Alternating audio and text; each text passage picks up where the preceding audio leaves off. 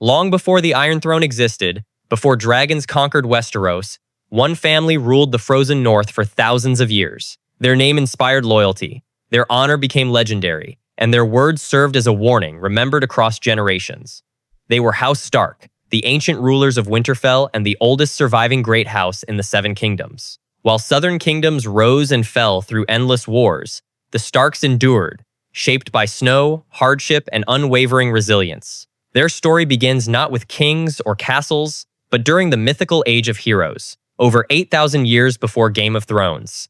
In those distant days, Westeros was a wild continent, inhabited by the mysterious children of the forest and the First Men.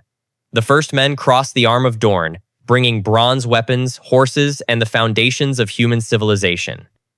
Their arrival sparked devastating wars against the children of the forest, transforming the landscape through centuries of relentless conflict.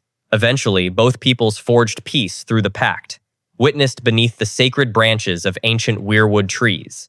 From this fragile peace emerged the earliest northern kingdoms, where powerful families competed for survival across the harsh wilderness. Among those ancient rulers rose a legendary figure whose achievements would shape the history of Westeros forever.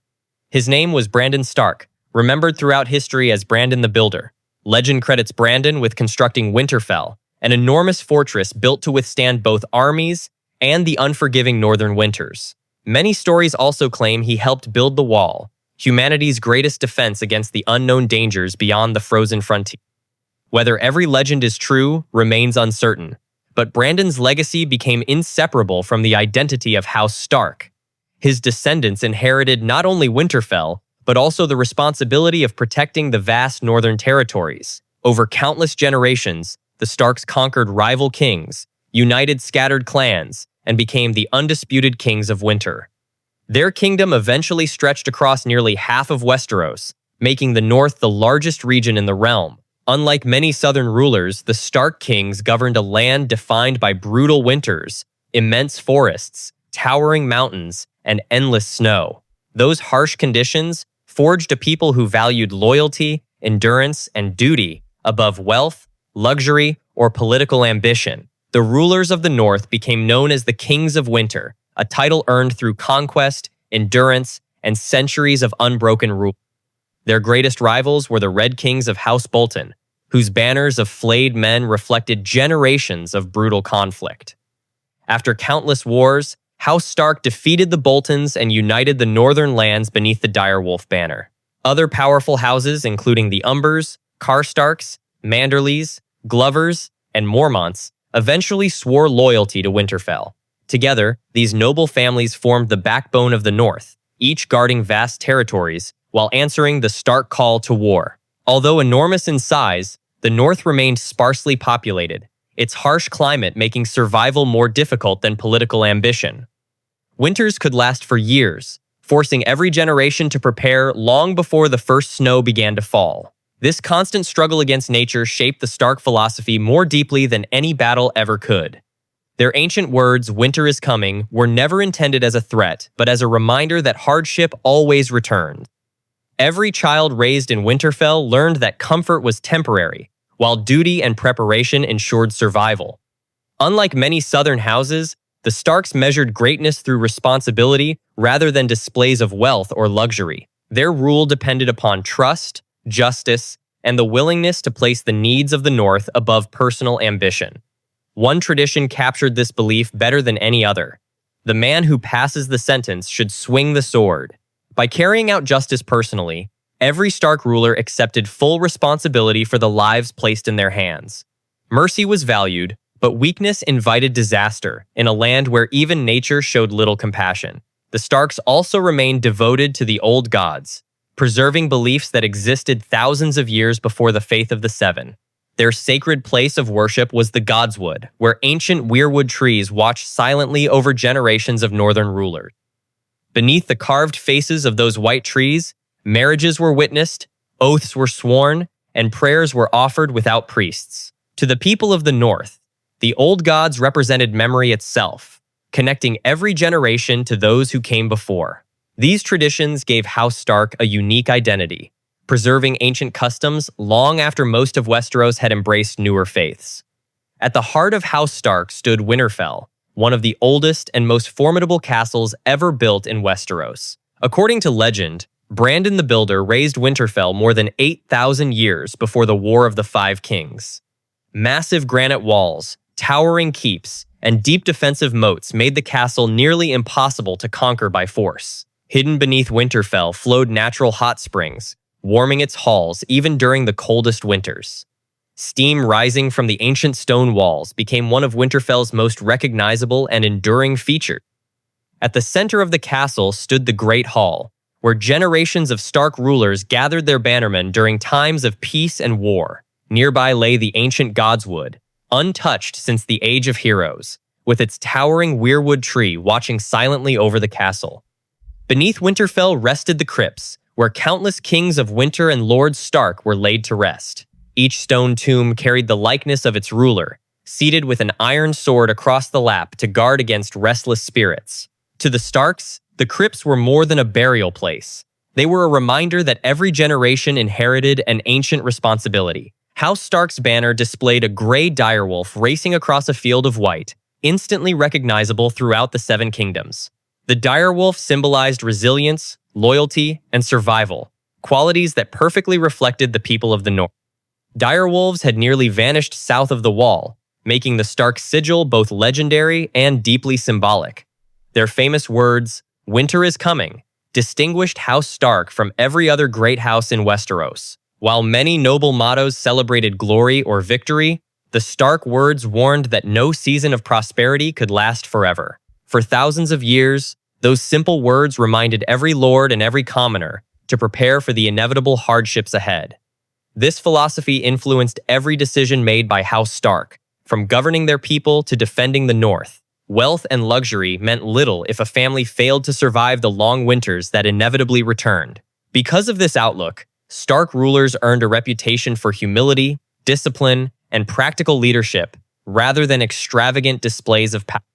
By the beginning of Game of Thrones, House Stark remained respected, not because they sought the throne, but because they never abandoned their principles. Throughout their long history, House Stark produced rulers whose courage and leadership became legendary across the Seven Kingdoms. Brandon the Builder remained the greatest of them all, remembered as the founder of Winterfell and the father of House Stark. Another legendary ruler, Brandon the Breaker, joined forces with Joramun beyond the Wall to defeat the Night King of legend. Their victory ended the Long Night and helped secure humanity's survival during one of the darkest ages in history. Centuries later, Theon Stark earned the fearsome title, the Hungry Wolf, after crushing repeated invasions from across the Narrow Sea. Determined to protect the North, Theon launched devastating counterattacks against enemies who dared threaten his kingdom. His victories reinforced the reputation of House Stark as fierce defenders, rather than ambitious conquerors. Generations afterward, Cregan Stark emerged as one of the most respected leaders the North had ever produced. During the Targaryen Civil War, known as the Dance of the Dragons, Cregan marched south to restore order and uphold justice. Though his time governing King's Landing lasted only a single day, his swift judgments became remembered as the Hour of the Wolf. Perhaps the most famous Stark king was Torrhen Stark, remembered forever as the king who knelt. When Aegon the Conqueror arrived with 3 dragons, Torrhen faced a choice between pride and the survival of his people. Rather than sacrifice thousands of northern lives in a hopeless war, Torrhen surrendered his crown to Aegon peacefully. His decision ended 8,000 years of independent Stark kings, but it spared the North from unimaginable destruction. From that day forward, House Stark ruled as Lords of Winterfell and Wardens of the North beneath the Iron Throne. Although they no longer wore crowns, the Starks retained enormous authority over the largest region in Westeros. Southern kings rarely interfered in northern affairs, allowing House Stark to preserve its ancient customs and traditions. Even under Targaryen rule, the North remained culturally distinct, fiercely independent, and deeply loyal to Winterfell. Centuries of honorable leadership transformed House Stark into more than a noble family. They became the living symbol of the North itself. Their greatest strength was never dragons, gold, or political influence, but the unwavering trust of the people they had protected for thousands of years. By the time of King Robert Baratheon's reign, House Stark was led by Lord Eddard Stark, one of the most honorable men in Westeros. Raised alongside Robert Baratheon in the Vale, Eddard developed an unshakable sense of duty, loyalty, and personal honor. His life changed forever when King Aerys II Targaryen executed both his father, Rickard Stark, and his elder brother, Brandon Stark. Their unjust deaths ignited Robert's rebellion, placing the future of the Seven Kingdoms upon the edge of civil war. As the new Lord of Winterfell, Eddard marched south beside his closest friend, Robert Baratheon, to overthrow the Mad King.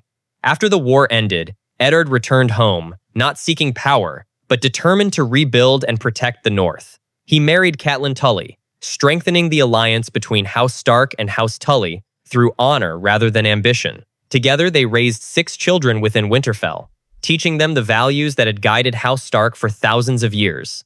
Robb Stark, the eldest son, inherited his father's leadership, courage, and deep sense of responsibility. Sansa Stark embraced the traditions of Southern nobility, dreaming of courts, queens, and honorable knights. Arya Stark preferred swords over sewing, choosing independence instead of the expectations placed upon noble daughters. Bran Stark possessed an adventurous spirit and endless curiosity, always climbing the ancient towers of Winterfell, despite constant warnings. The youngest son, Rickon Stark, grew up surrounded by the protection of his family before war reached their home. Living among them was Jon Snow, Eddard Stark's acknowledged bastard son, whose true parentage remained one of Westeros's greatest mysteries. Although not born into lawful inheritance, Jon received the same education, discipline, and northern values as his Stark siblings. Together, the children of Winterfell represented different personalities, yet each carried the unmistakable influence of House Stark. Their upbringing emphasized courage before fear, responsibility before desire, and family above personal ambition. These lessons would soon be tested by betrayal, war, and choices that would reshape the history of Westeros forever. Though separated by distance and conflict, every surviving Stark carried the legacy of Winterfell wherever destiny led them. In the end, House Stark endured because its greatest strength was never power alone, but the unbreakable bond between its people, its history, and the North that always remembered.